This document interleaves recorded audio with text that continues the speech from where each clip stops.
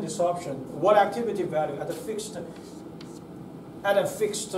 moisture, equilibrium moisture content. They have another curve.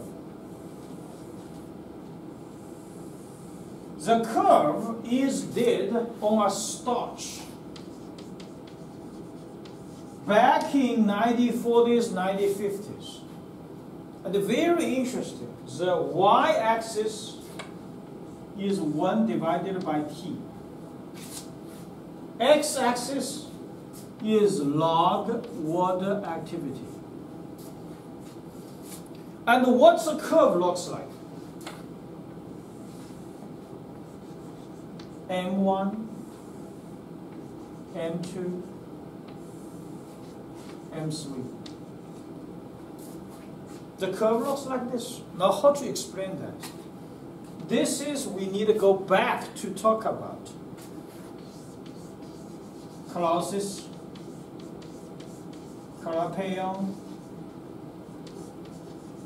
equation. What is Clausius-Clapeyron equation? Is log n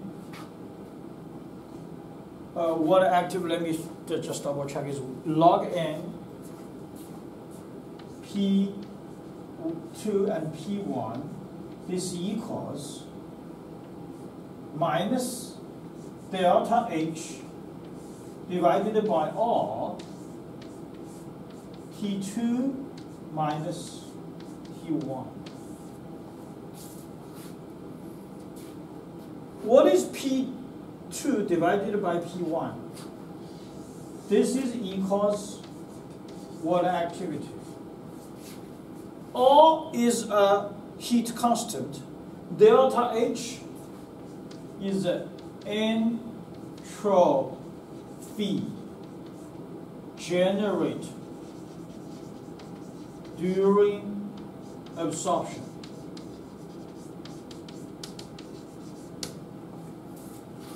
This is the delta H.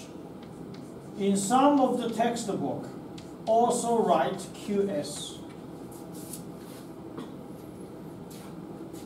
This is the one originally is coming from with the increasing of the temperature, the vapor pressure is increased. And this is Clausius-Clapeyron equation. Why we have an entropy here? Who is Clausius? It's Rudolf Clausius, a great German chemist. What is most contribution in our world, in the scientific area, is thermodynamic principle number 2, which is introduced the entropy concept.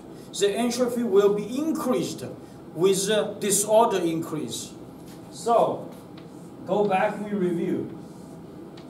If I have a container A, container B, I have 4 molecules there. There is a block. If I remove this block, they're going to go everywhere. And the chance for these 4 molecules go back to the original place is limited only 1 divided by 16. So he thinks from A to B, this disorder is increased, and this entropy value is also increased. Okay? So that's some background. Here is something tricky. 1 divided by T. This T should write delta T, because this T is equals not a fixed temperature. It is equals T2 minus T1. And T1, sometimes we think it is T0. That is original temperature. So, this T here in the x-axis is actually a range. Or we say it is a difference compared to original temperature. So this curve, there is two different explanations. The first explanation is well in our textbook, but this sentence, when you read it first, is very confusing, and I read it for you. At page 23, if you look at above this Clapeyron equation, what they say.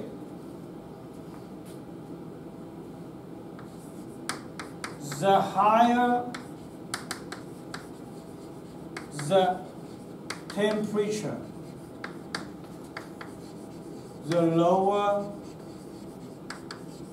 the position of the curve. This is the exact words in our textbook, but it's very hard to understand. Because what are you going to think? This is 1 divided by T, is that right? The higher the temperature, which means this value is going to be lower. Then that should be right here instead of here. How come they say the higher the temperature, the lower the position of the curve? Because this is not a fixed T, this is delta T. And I gave you an example. Let's say T1 equals 10. Let's just give an example, okay? And T2 equals 20, equals 30. What is this value? This is 1 divided by 30 minus 1 divided by 10. And this is a negative value, is that right? But this equation is smart because they have a negative at T. Okay? So actually this delta T is the absolutely value here. Okay, let's assuming the higher the temperature. I'm going to increase this T2 to 40. What will it look like?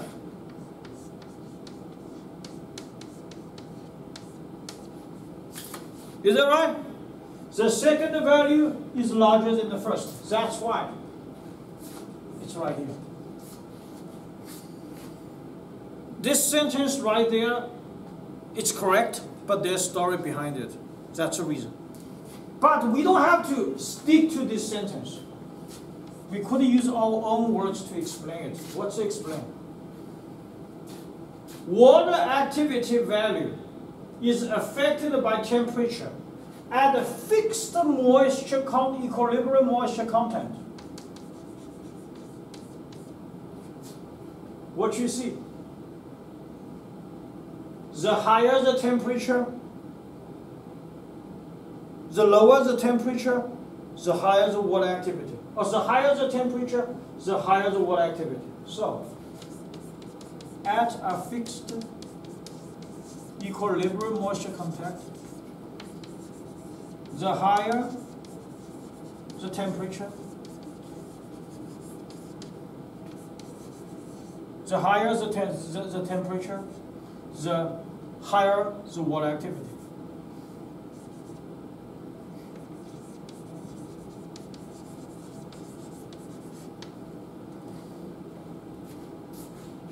Okay, now the question is, this curve is a little bit tricky, but why people have to write the curve like that? Because Clapeyron equation originally kind of like that. It's more complicated to explain, which is a concave, the curve. It's not linear. But when we do log n AW, this is equals log E AW. And this uses delta T, reciprocal of delta T. You will get these linear curves. That's easily to understand compared to these if we do a comparison. That's the reason why Clapeyron equation, sometimes we write like that, and this research do all the starch. Okay, so we can finish right here, and we'll talk about the ice and also chlorine water on Thursday. And Thursday we have time, we're going to go over the slides because we're going to finish with the water section. Okay? So this class is very interesting, I think very important. We talk about absorption, desorption curve, why it is a sigmoid curve hysteresis, introduce you 3 different equations, and talk about the impact of temperature on the absorption, desorption, and the fixed moisture content. Basically, it's a material, if you want to, corresponding to the textbook, which is from page, from page 1819 to the page 25. That's what I talked. So these couple pages here is important, and the summary, the conclusion is right here on the blackboard. Okay?